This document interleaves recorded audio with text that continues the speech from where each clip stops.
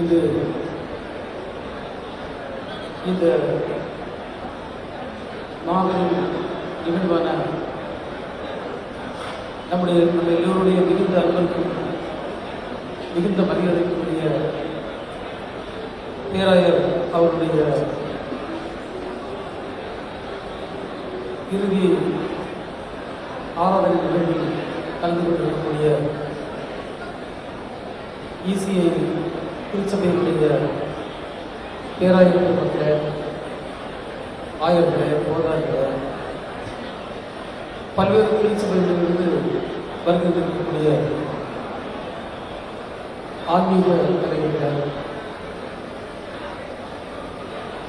பல்வேறு அரசியல் கட்சிகளின் பிரதிநிதிகளாக வருகின்றிருக்கக்கூடிய நண்பர்களே, மக்கள் பிரதிநிதிகளே, பேராயர் மீதும் பேராயர் ஆக்கிய பணிகளின் மீதும் மிகுந்த அன்பும் கட்டுரையும் கொண்டு இங்கு வருகின்றிருக்கக்கூடிய அத்தனை பேருக்கும் நான் வணக்கத்தை தெரிவித்துக் கொண்டு, முதலாவதாக என்னுடைய ஆழ்ந்த இரங்கலை நான் தெரிவித்துக் கொள்கிறேன். பேராயர் எங்களை எல்லாம் ஒரு தந்தை ஸ்தானத்திலிருந்து அரவணைத்தவர். என்னுடைய தந்தையார் பாஸ்டர் தங்கராஜ், அவர் நம்முடைய பேராயரோடு பழகியவர். எங்களுடைய பழக்கம் என்பது ஒரு நீண்ட நெடுங்காலமானது. பேராயர் அவர்கள் அவருடைய ஒரு சொந்த பிள்ளையை போலதான் எங்களை எல்லாம் பார்த்து அரவணைத்தார். எங்களுக்கு ஆலோசனைகள் வழங்குவது, எங்களுக்கு முறையாக எங்களை வழிநடத்துவது, பல்வேறு உதவிகளை கிட்டான் நேரத்தில் செய்வது என்று அடுக்கிக் கொண்டே போகிறது. பேராயர் அவர்கள் ஆன்மீக வட்டத்தில் மட்டுமல்ல, அரசியல் வட்டத்திலும் பேசப்பட்ட ஒருவர், பேசப்படுகின்ற ஒருவர், இன்னும் அவர் இன்றைக்கு பேசப்படுவார். ஏன் அப்படி என்று சொன்னால், அதை நாம் கண்டிப்பாக சிந்தித்து பார்க்கலாம்.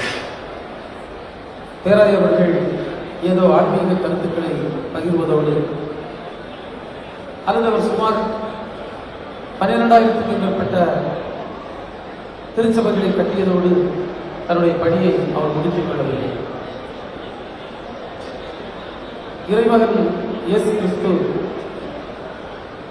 எந்த சமூக நீதியை கற்பித்தாரோ, எந்த சமூக நீதியை போதித்தாரோ, எப்படிப்பட்ட ஒரு நீதி தழுவிய சமூகம் அமைய வேண்டும் என்று விரும்பினாரோ, அந்த பணியையும் எடுத்துச் சென்ற ஒரு முதன்மையான ஆன்மீக தலைவர் தான் நம்முடைய பேராயர். எனவேதான் அவர் எப்படி அந்த இசிஐ என்ற ஒரு மிகப்பெரிய திருச்சபை கட்டமைப்பை உருவாக்கினாரோ, அதே போன்று இந்திய சமூக நீதி இயக்கம் என்ற ஒரு மகத்தான இயக்கத்தையும் அவர் ஆரம்பித்து ஒரு துணிச்சலாக, தைரியமாக நீதிக்காகவும் நீதி தழுவிய அமைதிக்காகவும் குரல் கொடுத்தவர் பேராயர். அவருடைய ஒவ்வொரு பேச்சுக்கள், நான் எத்தனையோ பேச்சுக்கள் கேட்டிருக்கின்றேன். அவரோடு மேடையில் இருந்து அவற்றை பார்த்திருக்கின்றேன். எந்த இடத்திலும் எந்த தடுமாற்றமும் இல்லாமல் தான் கொண்டிருக்கக்கூடிய கொள்கையை, ஏற்றிருக்கக்கூடிய நம்பிக்கையை மிக தெளிவாக, தைரியமாக பேசக்கூடிய அற்புதமான மனிதர். அவர் சமூகத்தில் உள்ள அனைத்து தரப்பு மக்களிலும் தொடர்பை வைத்திருந்தார். சிறுபான்மை மக்களுக்கு அவர் ஒரு கலங்கரை விளக்கு என்று சொன்னால் அது மிகையாக, அது கிறிஸ்தவர்களுக்கு அல்லவல்ல. எந்த மத சிறுபான்மையினராக இருந்தாலும் சரி, ஜாதி சிறுபான்மையினராக இருந்தாலும் சரி, மொழி சிறுபான்மையினராக இருந்தாலும் சரி, சிறுபான்மை மக்கள் என்று சொன்னால் தென்னிந்தியாவில் அவர் ஒரு அசைக்க முடியாத மனிதராக இருந்து கொண்டிருக்கிறார். நாங்கள் எல்லாம் போற்றுகின்ற எங்களுடைய அன்பு தலைவர் கலைஞர் அவர்களுக்கும் பேராயருக்குமான தொடர்பு என்பது இங்கு பலரும் பேசினார்கள். அது ஒரு அரசியல் தொடர்பு அல்ல. அது ஒரு தலைவரிடம் அவர் ஏதோ தொடர்பு வைத்திருக்கின்றேன் என்பதற்காக அல்ல.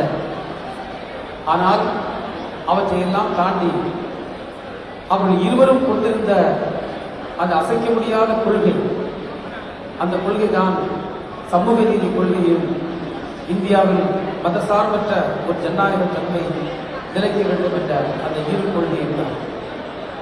அந்த கொள்கை தான் தலைவர் கலைஞர் அவர்களையும் நம்முடைய அன்புக்குரிய பேராயர் அவர்களையும் ஒரே நேர்கோட்டில் பயணிக்க வைத்தது. பல கசப்பான அனுபவங்கள் கூட, சவாலான சூழல்கள் கூட அந்த நேரங்களில் வந்துள்ளது. ஆனால் அவற்றையெல்லாம் துணிச்சலான முடிவுகளை எடுத்து நம்முடைய பேராயர் அவர்கள் கடந்து வந்த பாதை என்றைக்கும் வரலாற்றில் இடம் பிடிக்கும் என்பதற்கு எந்தவித சந்தேகமும் இல்லை.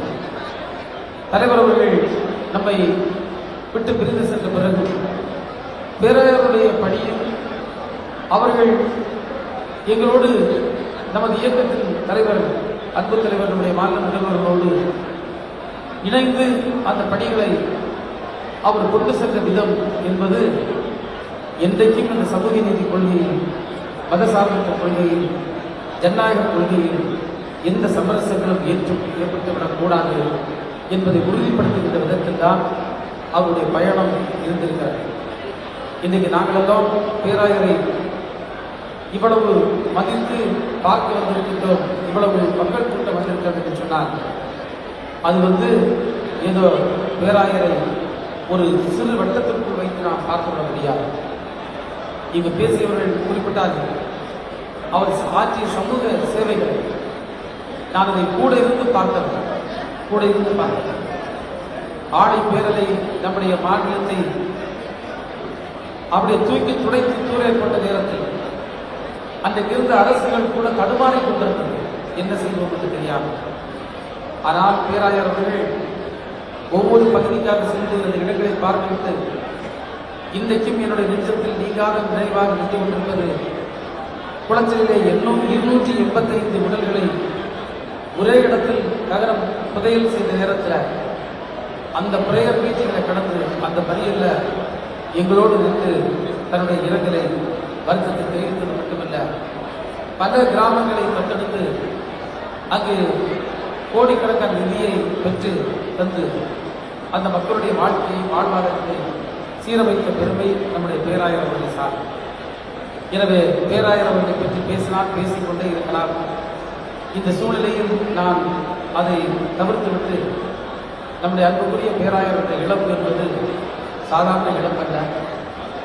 மிகப்பெரிய திருச்சபையை கட்டியெழுப்பியிருக்கின்றார். அந்த திருச்சபையின் ஒவ்வொரு அங்கத்தினர்களும் அவர் உங்களுக்கு விட்டு செல்லக்கூடிய கடமையை நீங்கள் ஏற்று புரிந்து கொள்ள வேண்டும். இன்றைக்கு நம்முடைய அன்புக்குரிய சகோதரி கதிரொளி மாணிக்கம் அவர்கள் அவர் தந்தையார் விட்டு சென்ற பணியை அற்புதமாக எடுத்து செய்து வருகின்றார்.